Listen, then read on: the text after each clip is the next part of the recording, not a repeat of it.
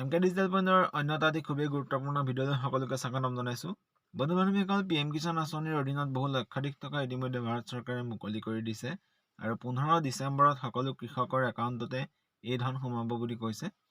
গতিকে আপোনাৰ নামটো সেই আঁচনিত অন্তৰ্ভুক্ত হৈছে নে নাই হোৱা সবিশেষ জানিবৰ বাবে মোৰ এই ভিডিঅ'টো অলপ স্কিপ নকৰাকৈ চাই থাকিব।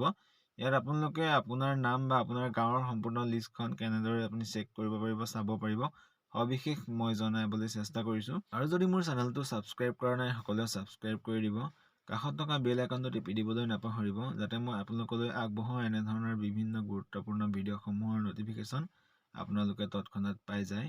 এতিয়া বলক আজিৰ ভিডিঅ'টোৰ মাজলৈ আমি আগবাঢ়োঁ।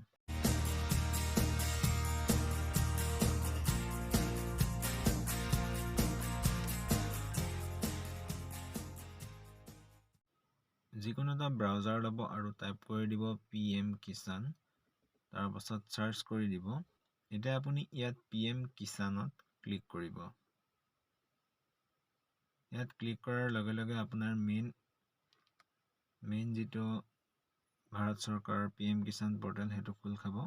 ইয়াত আপুনি নতুনকৈ ৰেজিষ্টাৰ কৰিব পাৰিব, আধাৰ আপডেট দিব পাৰিব, বেনিফিচিয়াৰী ষ্টেটাছ চাব পাৰিব, বেনিফিচিয়াৰী লিষ্ট, আৰু আপুনি যদি অনলাইন আবেদন কৰিছিলে সেই অনলাইন আবেদনৰ ষ্টেটাছ আপুনি চাব পাৰিব। আৰু আপুনি বেনিফিচিয়াৰী লিষ্ট চাবৰ বাবে বেনিফিচিয়াৰী লিষ্ট ইয়াত ক্লিক কৰিব। ইয়াত ক্লিক কৰাৰ লগে লগে আপোনাৰ এই পেজত আপুনি ষ্টেট চিলেক্ট কৰিব। ইয়াৰ পাছতে আপোনাৰ ডিষ্ট্ৰিক্ট চিলেক্ট কৰিব। ডিষ্ট্ৰিক্ট চিলেক্ট কৰাৰ পাছত আপোনাৰ চাব ডিষ্ট্ৰিক্ট চিলেক্ট কৰিব। চাব ডিষ্ট্ৰিক্ট চিলেক্ট কৰাৰ পাছত আপোনাৰ ব্লক কি হয় সেইটো চিলেক্ট কৰিব, আৰু তাৰ পাছত আপোনাৰ গাঁওখন চিলেক্ট কৰিব। গাঁও চিলেক্ট কৰাৰ পাছতে আপুনি গেট ৰিপৰ্টছত ক্লিক কৰিব। এতিয়া আপোনাৰ ইয়াত আপোনাৰ গাঁওখনৰ সম্পূৰ্ণ PM কিষাণ আঁচনিৰ হিতাধিকাৰীৰ লিষ্টটো দেখা পাব। ইয়াত আপুনি আপোনাৰ নামটো আছে নাই চেক কৰিব পাৰিব। আৰু যদি আপুনি পাৰ্চনেলি আপোনাৰ ষ্টেটাছ চেক কৰিব বিচাৰে তেনেহ'লে আপুনি কেনেদৰে চাব লাগিব সম্পূৰ্ণ মই দেখাই দিম। আপুনি তাৰ বাবে যাব লাগিব হোমত ক্লিক কৰি আপুনি মেইন পেজলৈ যাব। মেইন পেজলৈ যোৱাৰ পাছত আপুনি ইয়াত বেনিফিচিয়াৰী ষ্টেটাছ ইয়াত ক্লিক কৰিব। এতিয়া আপুনি ইয়াত আপোনাৰ একাউণ্ট নাম্বাৰ, মোবাইল নাম্বাৰ বা আধাৰ নাম্বাৰ দি আপোনাৰ নিজৰ ষ্টেটাছটো আপুনি চাব পাৰিব। যিকোনো ৰেজিষ্টাৰ যিটো আপোনাৰ অনলাইন আবেদন বা PM কিষাণ আপুনি আবেদন কৰোঁতে যিটো মোবাইল নাম্বাৰ দিছিলে, যিটো একাউণ্ট নাম্বাৰ দিছিলে আৰু আধাৰ নাম্বাৰ, এই তিনিটাৰ যিকোনো এটা দি আপুনি ইয়াত আপোনাৰ ষ্টেটাছটো চাব পাৰিব।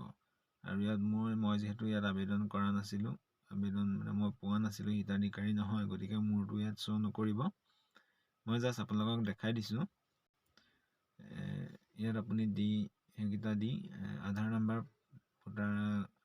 নাম্বাৰ, একাউণ্ট নাম্বাৰ বা ফোন নাম্বাৰ দি আপুনি গেট ডাটাত ক্লিক কৰি দিব। আৰু ক্লিক কৰি দিয়াৰ লগে লগে আপুনি যদি হিতাধিকাৰী হয় তেতিয়া আপুনি সম্পূৰ্ণ ডিটেইলছ ইয়াত দেখা পাব। ইয়াৰ পাছতে আপুনি আপোনাৰ নিজৰ ষ্টেটাছটো চাবৰ বাবে, আবেদনৰ ষ্টেটাছ চাবৰ বাবে আপুনি ইয়াত ক্লিক কৰিব। ইয়াত ক্লিক কৰাৰ পাছত ইয়াত আপোনাৰ আধাৰ নাম্বাৰ দিব আৰু ইয়াৰ কেপচা কোডটো ইয়াত ভৰাই আপুনি চাৰ্চ কৰি দিব।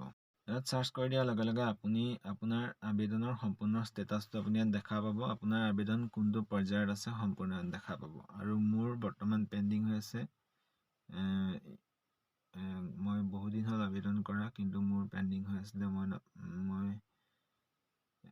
মোৰ আবেদন এতিয়ালৈকে এপ্ৰুভ হোৱা নাই। আৰু ইয়াত সম্পূৰ্ণ ষ্টেটাছ আপুনি এনেদৰে চাই ল'ব পাৰিব।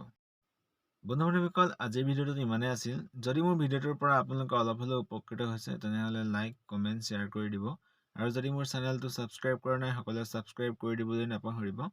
আৰু কাষত থকা বেল আইকনটো টিপি দিব, যাতে মই ভিডিঅ'সমূহ আপলোড দিয়াৰ লগে লগে আপোনালোকে পাই যায়। ধন্যবাদ। জয় অসম।